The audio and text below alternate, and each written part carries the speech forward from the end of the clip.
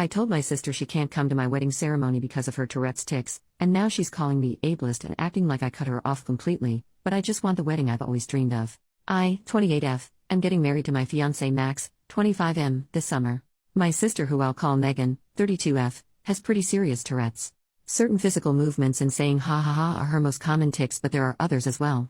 As long as I've been alive, I've never seen Megan sit through a long ceremony or presentation without tics, not even her high school and college graduation or for any siblings' graduations. Her ha ha ha is also extremely loud, bordering on yelling, and most of the time repetitive.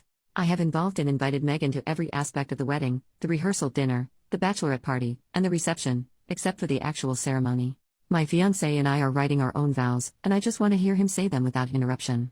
The ceremony is fairly long, and I seriously doubt Megan's ability to go that long without ticking. She has said that holding back tics is like holding back a sneeze, only 1,000 times more difficult. The only options I see for her going into the ceremony are 1. Letting the tics go on as normal and be scrutinized by Max's side of the family who hasn't met her yet, or 2. Trying to suppress them the whole time. Either way, it would be a miserable experience for her. I have explained Megan's situation to guests who were unaware, but in Max's family there are several young children and elderly people that I doubt will have tact. Megan was heartbroken when I told her I didn't want her at the ceremony. I explained my reasoning to her about how the ceremony wouldn't be fun for her either way, but she didn't want to hear it. She admitted that she will likely tic when we're reading our vows, but insisted we can just pause and carry on or speak over it. I know this is selfish, but I don't want Max to pause or speak over someone. I want him to read his vows just as he wrote them. Megan has accused me of being mean, ableist, and a bridezilla. My dad is on my side, my mom is on Megan's side, and my other sister, 24F, agrees with me but thinks I should let her come anyway. Max supports whatever I decide but says he hopes this doesn't fracture our sister relationship. So, am I really in the wrong for this? Edit: the kids I'm mentioning went to Max's cousin's wedding last year and were very well behaved, even though their ceremony was longer than what we're planning ours to be, so that's why I'm fine with them. I don't know if this helps, but I am also autistic and have severe struggles when my routines are interrupted or when things don't happen how I planned them. I have often been accused of being a control freak, 2 type A, etc. Maybe this is just me letting my controlling personality get in the way. Edit number 2. I'd like to clarify my biggest issue isn't the verbal interruptions, which would greatly upset me anyway, but potential harm for Megan and other guests. There is a non-zero chance she could injure herself or others. This is the actual crux of the issue. I could potentially handle verbal interruptions, although they would make me incredibly unhappy and uncomfortable, but I don't think I can deal having to stop the wedding because someone has been hurt. It usually only happens in high-stress situations or when she was younger, but crowds and large groups of people have historically been a trigger for her, and the ceremony would require her to stand in front of a huge crowd pretty closely to other bridesmaids.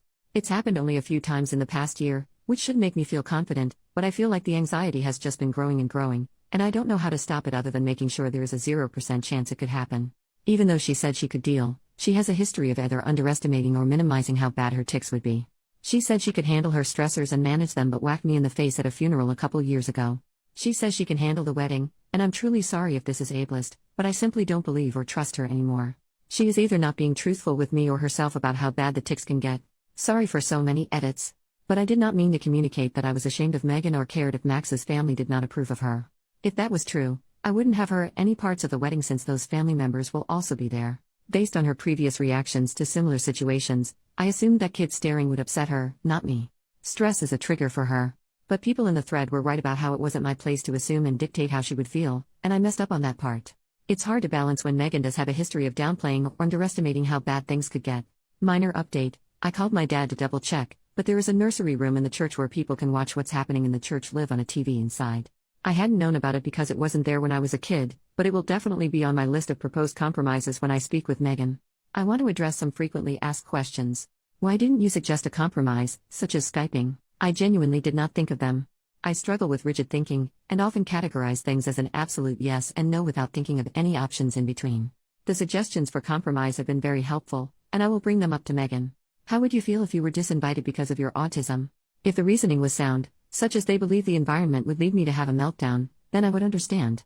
What if your child has Tourette's? How would you feel if they were excluded? Since Tourette's, as many of you have pointed out, is genetic, Max and I have thoroughly discussed how we would raise them. We will always demand reasonable accommodations from school and the workplace, but we will not insist they be involved in every single activity that kids without Tourette's can do. If we had a child that was in a wheelchair, we would not insist they be put on the track field alongside able-bodied kids to see if they can will a 400-meter faster than they could run it. We would find an organization that caters to children in wheelchairs and specializes in helping them be active. Our hypothetical child will understand that they can't participate in everything the other kids can, but we will always provide alternatives and they will never be made to feel less than because of it. Why can't you just say your vows in private? I don't want to. That's literally it. I feel pretty justified in all my other plans regarding Megan, but this is simply a selfish desire rooted in nothing but Max and me's feelings. The thought of doing vows in private makes me unhappy, the thought of doing it in front of everyone makes me happy. You can call me the jerk for that if you wish. Why doesn't your family consider that her tics particularly distress you because of your own disability, autism? It has never been taken very seriously by my family because it pales in comparison to Megan. If one child is drowning and the other one is just barely treading water, you go to the drowning child first. Why are you marrying into Max's family if they will be ableist to Megan? They have never been ableist to Megan. When I say I worry about their behavior, I specifically mean younger children and elderly people who aren't mentally there being able to stop themselves from staring. Why do you care what Max's family thinks? I don't. I don't know how else to communicate that. It's not just that Max's family staring upsets me.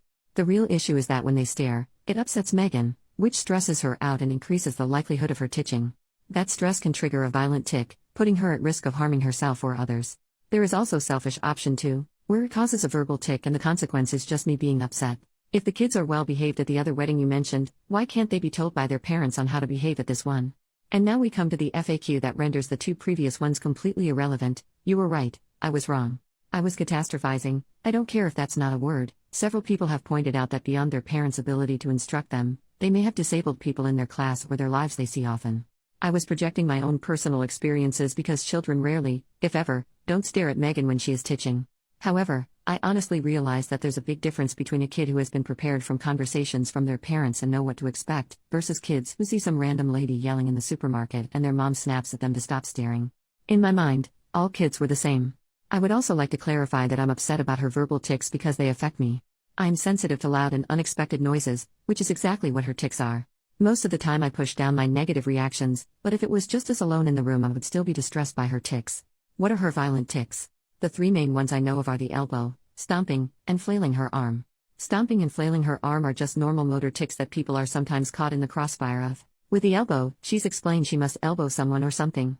Most of the time it's just the wall or whatever chair or couch she's sitting on, but sometimes it's a person. The elbow is also dangerous because it comes on very suddenly and is hard to hold back. The most recent elbow victim was the couch at my parents' house. The last human victim was my dad at Thanksgiving. No offense to him, but he has a decent layer of fat insulating him, so he was fine. Update: the next day, all 3 girls are moved out the house. Max and I have an apartment in a big city that will remain unnamed for privacy reasons, and my youngest sister, 24F, I will call her Mia, is in law school at a university that will also remain unnamed.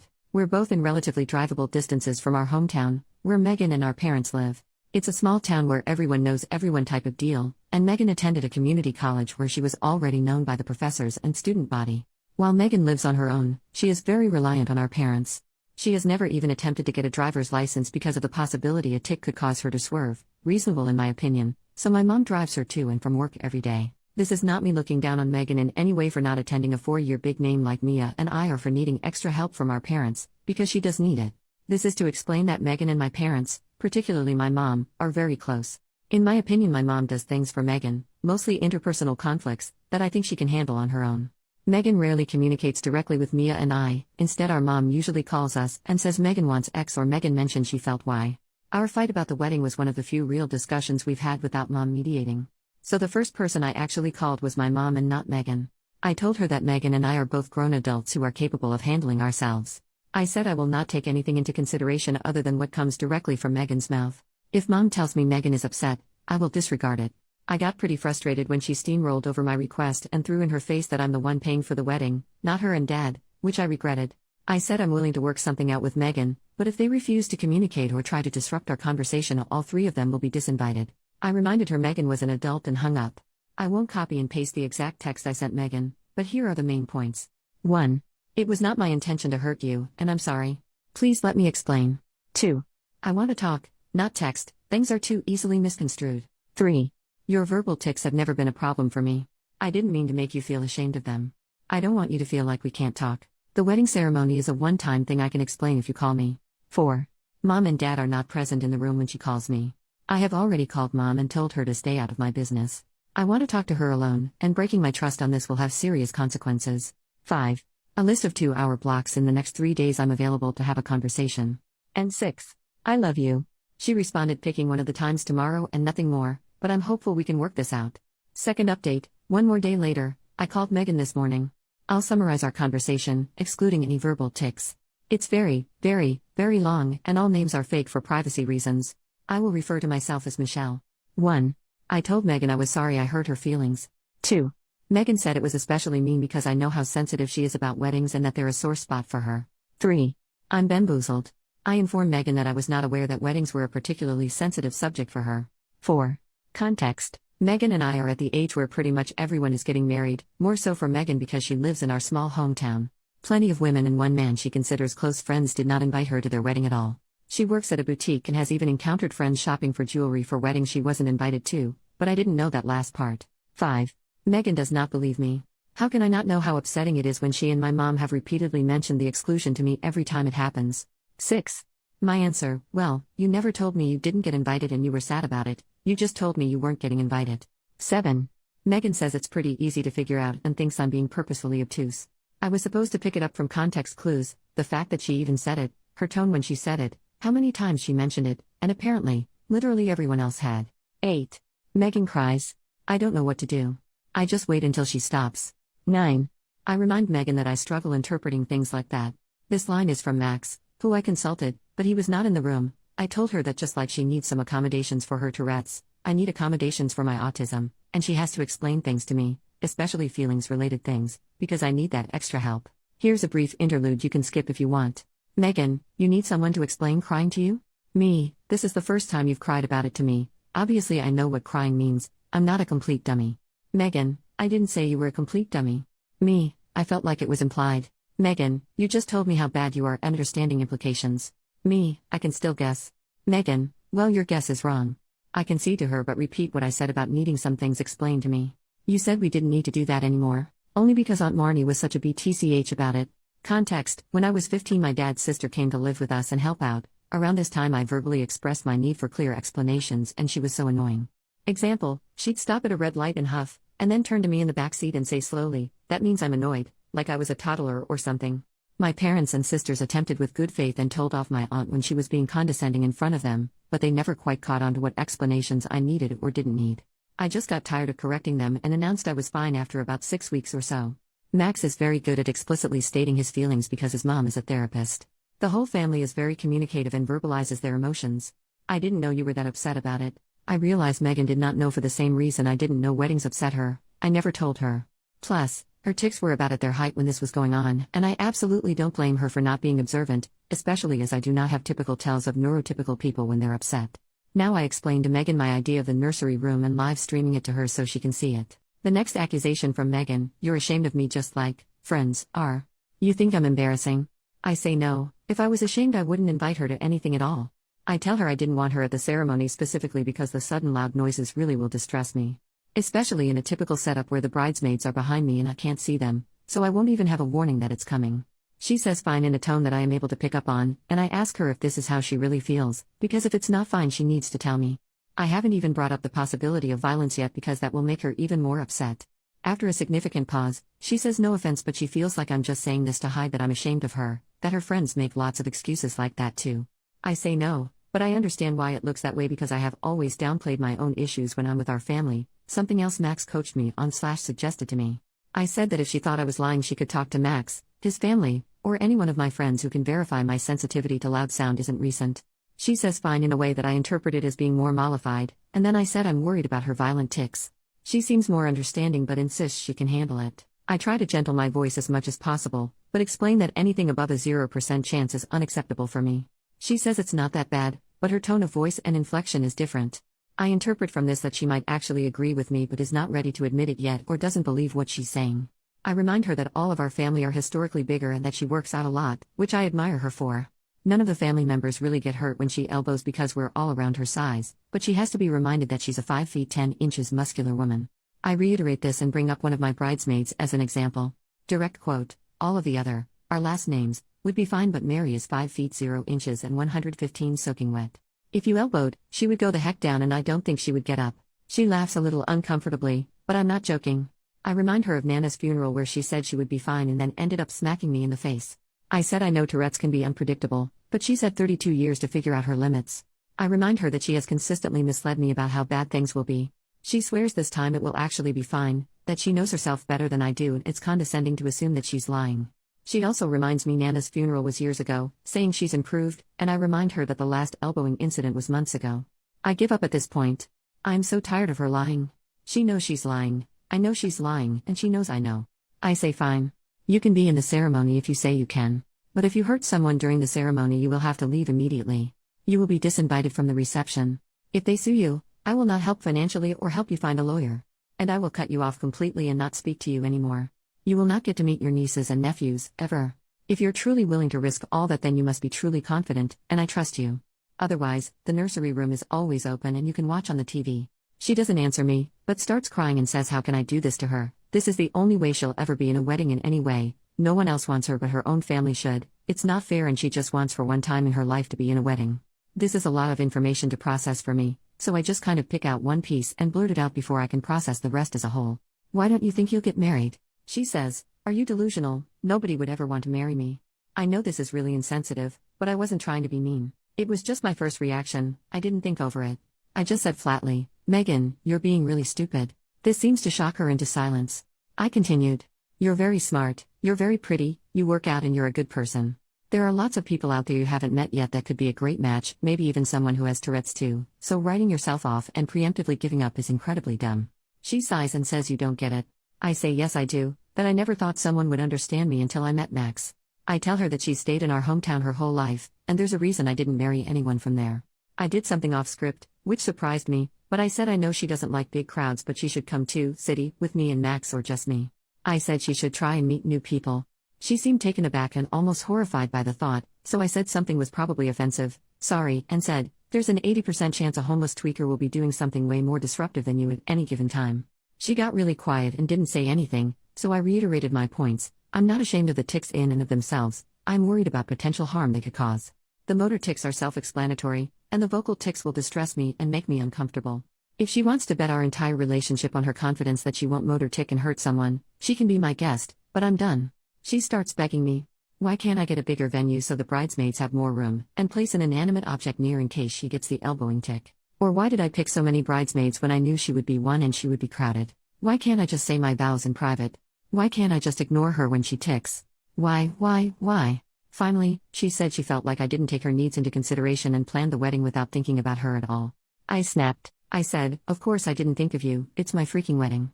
Mine. I have spent my entire life thinking of you and how things might affect you and what you need instead of what I do. I moved this far away so I could stop thinking about you. You got everything. You got mom and dad's attention, all the sympathy, all the money went towards your treatments. I didn't get to see a therapist, just drive you to and from your appointments. When I was 9, you slammed a car door on my hand because of your tics and broke my finger. Do you remember that? Mom and dad were more concerned about me reassuring you I didn't blame you than my broken bone. Everything is about you and your feelings. Oh, Megan is titching too much to pack her backpack, you get it, Michelle. I know she threw a vase at your head during a rage fit, but Michelle, imagine how bad she feels. Megan sitting alone at lunch again, be a good sister and abandon your friends to sit with her. And now I can't even have my own wedding without making it about you? Fuck off.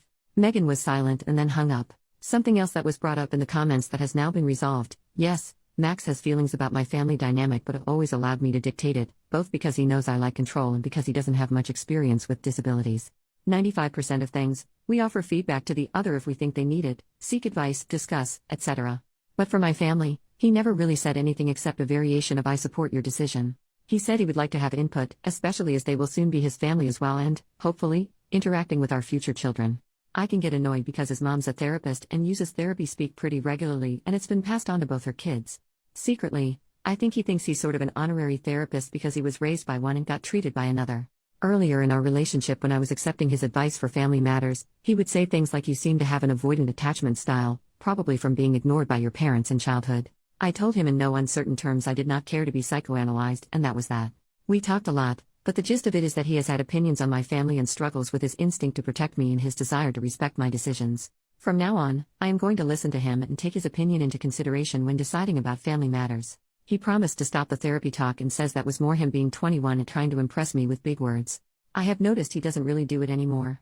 So after my call with Megan I walked into our shared bedroom, and he didn't even have time to ask how it went before I burst into tears. He held me for a while. I am fine with physical touch and affection, especially from him, as long as it's not unexpected. Eventually my phone started ringing again and I saw that it was Mom.